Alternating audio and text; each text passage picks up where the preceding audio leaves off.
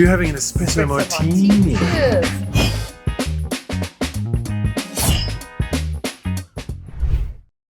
You know when you arrive somewhere and it should be amazing, and it is, but something feels a little bit off. That was us in Albufeira, because on the surface it's got everything. Incredible beaches, dramatic cliffs, year-round sunshine.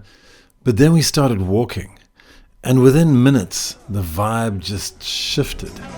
Louder, busier, a bit more intense, and then suddenly it didn't feel like a laid-back Portuguese town anymore.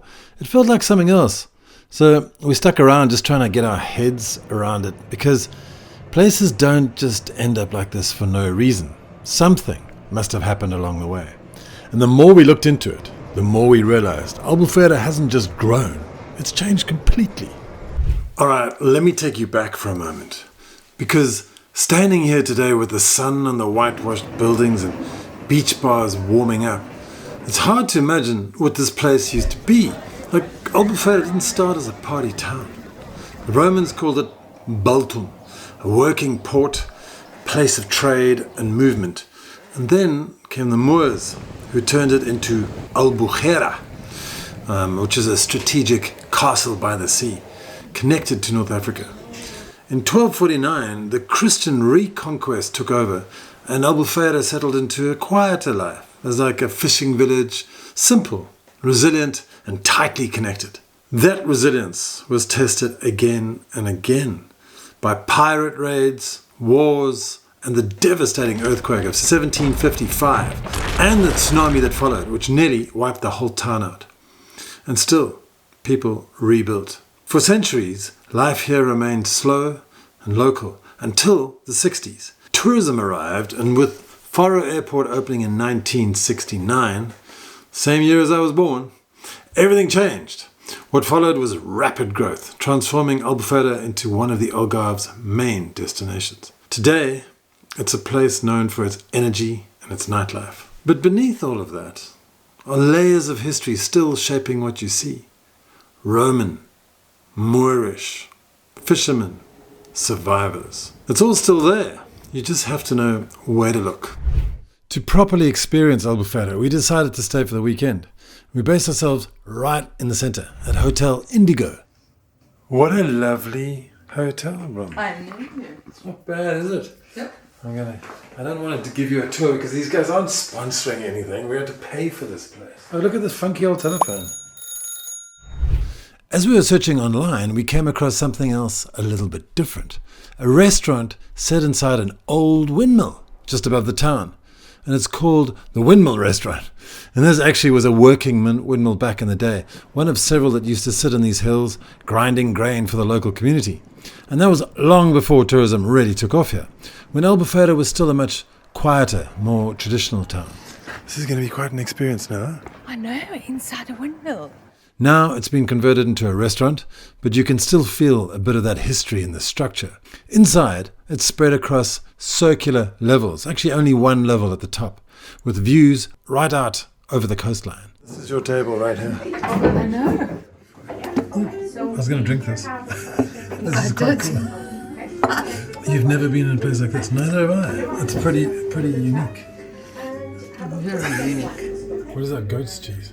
So this is a duck magret, and you have... Lamb. What is that? So it's a mousse and it looks like A citron. Okay, and this thing is basically a pastel de nata, but it's not a pastel de nata. This is his interpretation, right? So how was your dinner? Amazing. It was really good. Yeah? This view over here is phenomenal. It's definitely on the pricier side. But sitting up there, everything felt pretty calm. And at that point, we had no idea what was coming next. You're like a little womble over there, babe.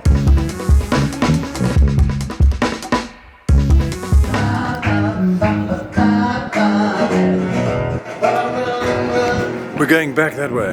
So how's it going, babes? You enjoying your life? Yep. Why? Yeah, for sure. At first it just felt busy. Just people out having a drink, enjoying the evening. Nothing out of the ordinary. But after a few minutes, you start to notice more. Some groups are just getting started, others are already deep into the night, And that's when we started asking, is this just nightlife? Or is there something else going on here? And that's when we realized that Albufeira isn't just one thing, but the version you experience depends entirely on where you stand. We're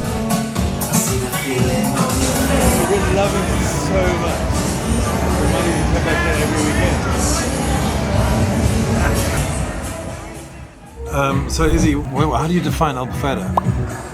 Albufeira, more specifically Aura, because I can't speak on Old Town, I haven't been there.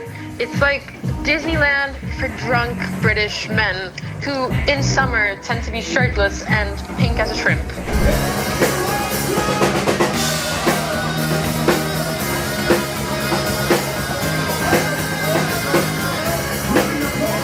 Nella, let's go home.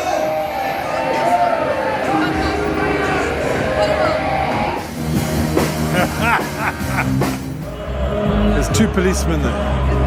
Yeah. So how's that, eh? Should we go to bed?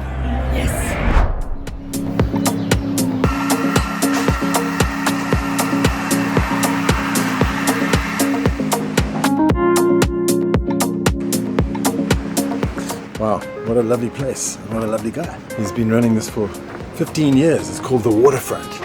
And they've got really cool parties and stuff like that. So come on down to the Waterfront Beach Bar. It's really fun. There's an Italian as well. This is Praia dos Pescadores, Beach of Fishermen. There's massive big open areas where every New Year, there's probably the biggest New Year's party in the whole of the Algarve.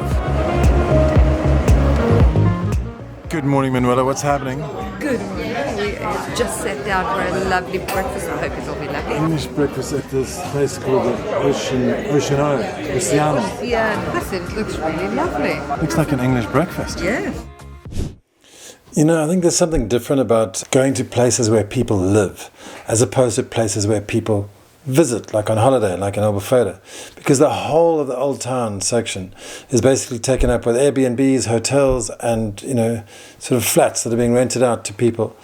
And when there's no community and there's no residents and there's no people looking out of the window, those old ladies in Portugal that always look out the window and they sort of talk to their friends.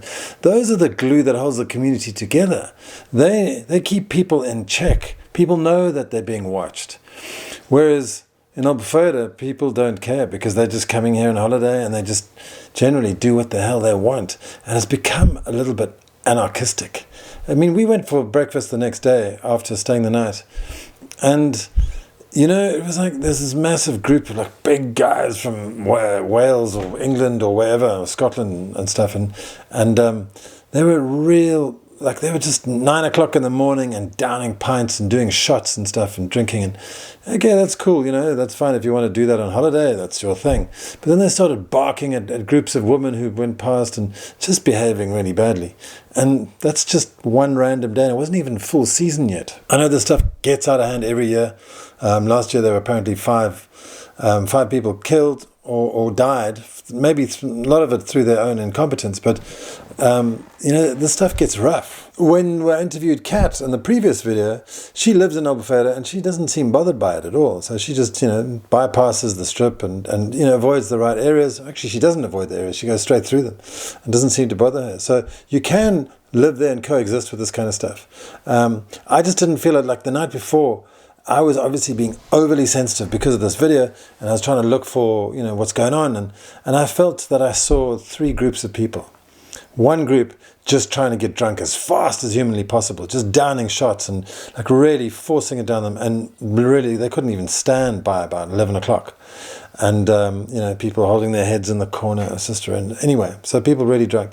That was the first group. The second group is there seems to be a sort of group of people lurking in the shadows waiting to take advantage of those drunken people. And the third group is just the barman and stuff trying to lure these people in to drink more so they can make more bucks. So it just felt like really opportunistic, odd, weird, strange undercurrent vibe and a lot of aggressive vibe. And I think it's nothing to do with Albufeira, it's to do with the people who visit Albufeira. So anyway, look, this, guys, is my opinion. Please come and see for yourself. I know a lot of people who actually live in Albufeira and they love it. So it's up to you, not up to me. All right, we'll see you next week. Thank you so much for watching, and I can't wait to get out to more of these towns and continue on with the Algarve Unlocked series of videos. All right, don't forget to like and subscribe. None of you have subscribed. All right, thanks a lot. Cheers. AlgarveAddicts.com. We'll see you next week, but if you need any help relocating to the Algarve, click through to our website, AlgarveAddicts.com. We offer tours, immigration assistance, long-term rentals, and we can buy your house.